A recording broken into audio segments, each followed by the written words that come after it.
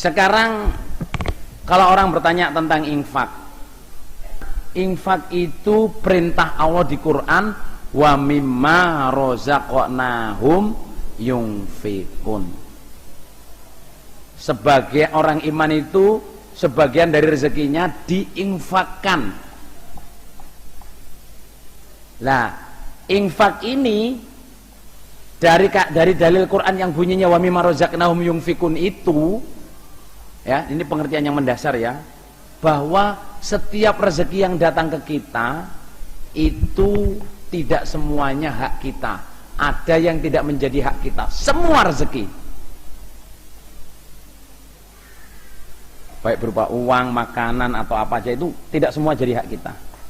Contoh, orang ngingu ayam. Ada nggak yang punya ayam? Ayam hidup? Ada ya? Orang ngingu ayam misalnya, dari kecil sampai gede dia ngasih makan, terus disembelih. Apa ayatnya Allah yang pertama? Disembelih itu keluar apanya? Darah kan? Darah itu oleh Allah diharamkan untuk dimakan. Berarti ayam ini kalau kita beli, ayam hidup kita sembelih, yang pertama yang bukan hak kita yang harus kita keluarkan apa? Darah. Darah bukan makanan kita, darah balik ke bumi. Habis itu bulu-bulunya dicabutin. Bulu-bulu juga bukan punya kita, bukan milik kita. Ya kan? Setelah bulunya bersih, apa yang dikeluarkan? Kotoran. Kotorannya ususnya kita buang. Kalau ususnya mau dibersihin, tapi kotorannya jelas bukan punya kita. Itu di hadisnya itu, kotoran itu punyanya hewannya jin. Jin itu punya hewan, itu makannya kotoran binatang. Habis itu sudah jadi daging, nggak ada kotoran, digoreng, yang dimakan masih ada yang disisihkan apa? Tulang. Tulang itu punya siapa? Punyanya jin. Tulang itu punya siapa? Punya jin. Nah, baru berupa daging kita makan, sudah berupa daging itu loh, nggak kita makan semua, bagi dengan istri, bagi dengan anak, bagi dengan saudara. Itulah gambaran rezeki. Di sini ada jambu air nggak? Di sini ada mangga nggak? Ada. Sampean ya dapat rezeki tanaman sampean sendiri, sampean panen mangga. Ayo, sapa sing mangan pelem dipangan sak kulit-kulite sak pelok-peloke. Sing ngene iku biasane sapi kok. Mangan jambu air itu loh, langsung caplok-caplok. Sak upil-upile dipangan, sak biji-biji dipangan. Iku jenenge wedhus, para sedulur.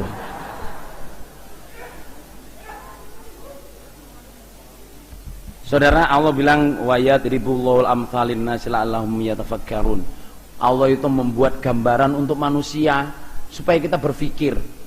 Wa mimma razaqnahum yunfikun itu, kalau ibu saya, beliau guru juga salah satu guru Quran hadis itu, ibu saya itu menerangkan sampai kalau dikasih orang, itu kebiasaan ibu, dikasih orang itu loh, dia nggak mau makan semua, dikasih makanan atau dikasih kue dari mana itu selalu, ini bagian keluarga kita, yang ini bukan, ditaruh di piring kecil-kecil, kasih tetangga-tetangga, nggak semua dimakan. Apalagi rezeki duit itu pertama harus diinfakin. Wa mimma razaqnahum yunfikun. Nah sekarang zakat itu, sodako zakat itu adalah sodako per tahun. Kalau zakat fitrah semua orang harus zakat, kalau zakat fitrah. Tetapi kalau zakat mal hanya orang yang kaya, zakat ternak hanya orang yang punya ternak, dan itu dikeluarkan setahun sekali, kecuali panenan. Panen itu ada zakatnya sendiri.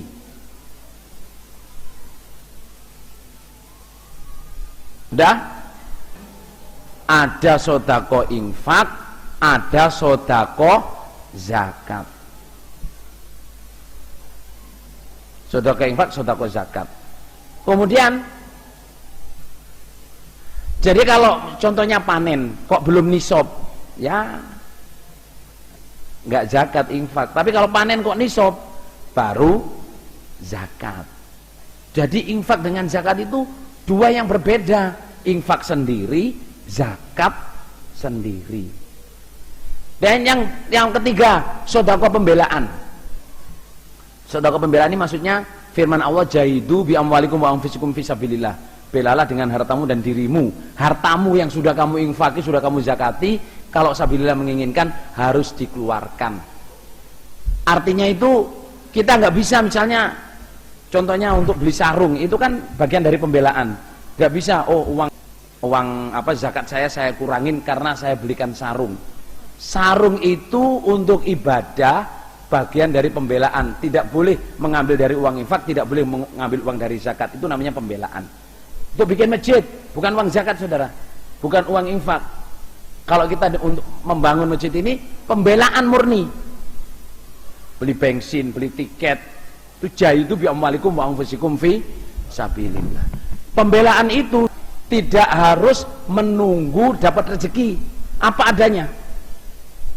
Ayamnya, bebeknya, sepeda motornya, jam tangannya, kalau diperlukan pembelaan dijual untuk agama. Yang berikutnya namanya sodakoh. Ini yang penting ya, ibu-ibu dengarkan ini ya, bapak-bapak. Sodakoh itu bukan infak, bukan zakat, bukan pembelaan. Dalilnya surat Az-Zariyat, bunyinya walladzina fi amwalim haqqul lis-sa'il wal mahrum. Itu surat Dzariyat. Di surat Al-Ma'arij bunyinya walladzina fi amwalim haqqum ma'lum lis-sa'il wal mahrum. Orang iman itu selalu menyisihkan hartanya untuk orang yang minta atau orang yang tidak minta. Orang iman itu selalu apa? Menyisihkan harta untuk orang yang minta dan orang yang tidak minta. Ini pelajaran dari ibu saya ya. Ya, saya banyak belajar ibu saya karena beliau tahun 56 sudah jadi, tahun 57 sudah jadi mubalighat. Dan hatam kutubus sitah, hatam qiraah sab'ah. Ibu saya itu banyak sekali kebijakan beliau. Contohnya tentang sodakoh ini, selalu ngomong, Le, kalau kamu dapat rezeki banyak, sisihkan untuk orang yang minta dan tidak minta. Selalu punya uang, harus selalu punya uang. Insya Allah di sini saya wala fakhro ya. Meskipun saya mengaji gini, saya selalu bawa uang. Saya selalu membawa uang. Uang ini saya siapkan untuk orang yang minta dan nggak minta. Kalau ada orang keperluan apa, selalu. Adik saya Abdurrahman almarhum itu ngajarin saya kalau pulang dari luar negeri itu selalu menyisihkan paling minim $500. Ada yang teleponnya nggak dimatiin? Oh enggak. Jadi paling minim adik saya itu menyisihkan uang $500. Berarti itu 500.000. Itu diamplopin kecil-kecil, 50.000 atau 20.000 atau 100.000.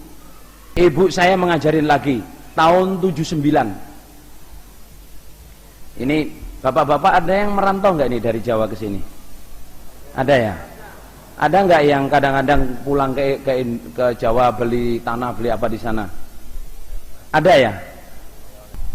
Tahun 79 sampai tahun 90-an itu rame-ramenya orang Gading kontrak kerja ke Mekah. Ini dengarkan betul ini. Terus bilang gini, diterusin, wah tapi kering, pelit. Paling nanti kalau udah habis hartanya datang ke saya lagi, utang saya lagi. Jadi baru beli tanah, belum pulang.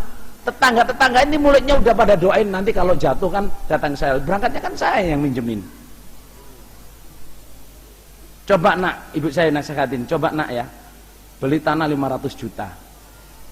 Ambil uang 5 juta, 5 juta aja. Banyak enggak 500 dengan 5 juta itu?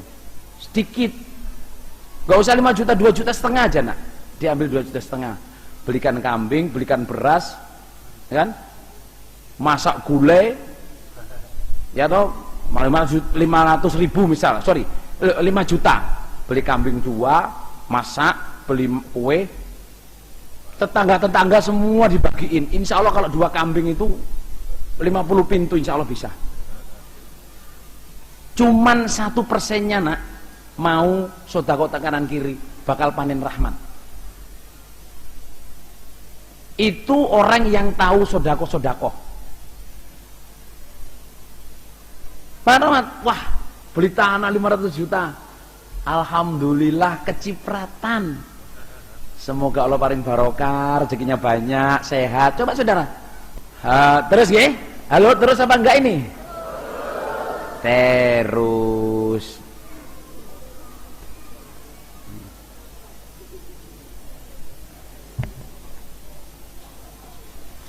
Rezekinya banyak halal dan barokah. Terus nggih? Jadi gini, tentang sodako sejak kecil diajarin ibu saya. Kamu kalau dapat duit meskipun kamu sudah infak, sudah pembelaan, sudah zakat, kamu harus punya uang untuk orang yang nggak minta dan orang yang minta. Ibu saya bilang, yang paling sederhana adalah tamu. Yang paling sederhana adalah apa? Kalau kedatangan tamu. Kalau kedatangan tamu saudara, kita harus bikin minum, harus bikin makan. Itu ibu saya dari dulu itu. Jadi uang itu sudah diinfakin semua, udah di ini. Masih ini uang sedekah nak. Uang sodakoh. Artinya kalau ada tamu, kan ada orang kadang datang, Bu saya utang Bu gini. Wah saya nggak bisa utangin ini, saya kasih aja. Saya uang utang 2 juta aja. Wah saya ini sedang rempelu.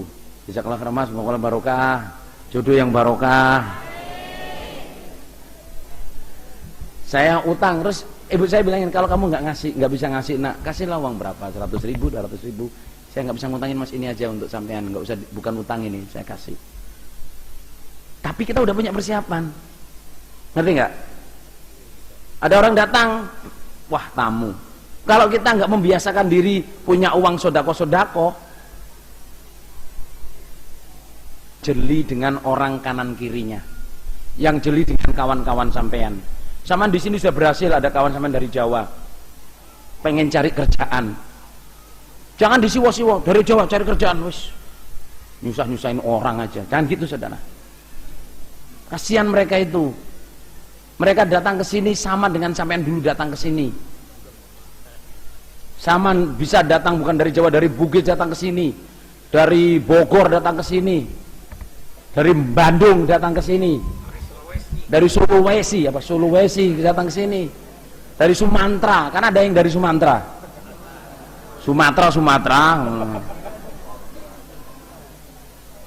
Dari Sumatera datang ke sini. Sama orang-orang itu kasihan kalau datang sudah sama nggak punya uang. Datanglah, Mas, ada sanggup untuk makan nggak Mas? Ini kasih 100 ribu, diingat sampai mati saudara. Mas uang 100 ribu, 200 ribu, Mas ini barangkali nanti buat tiket kalau mau nyari-nyari. Sama punya HP enggak? Enggak, saya punya HP tapi enggak punya pulsa. Nih saya kasih barangkali cari kerjaan. Pulsa itu mahal saudara, 20 ribu pulsa. Saya punya HP Pak, tapi enggak punya pulsanya. Ya udah, kasih 20 ribu, 100 ribu, bisa untuk telepon-telepon cari kerjaan. Itu namanya apa? Sodako. Harus punya. Ya. Sampean saya itu, saya melihat ada orang di sana di daerah Jombang, saking pengennya dia infak. Ini maksud saya harus jeli itu gini ya, saking pengennya infak saudara. Ada seorang perempuan renta, sekarang masih ada jemaah, nggak punya kaki, bukan punya kaki tapi lumpuh.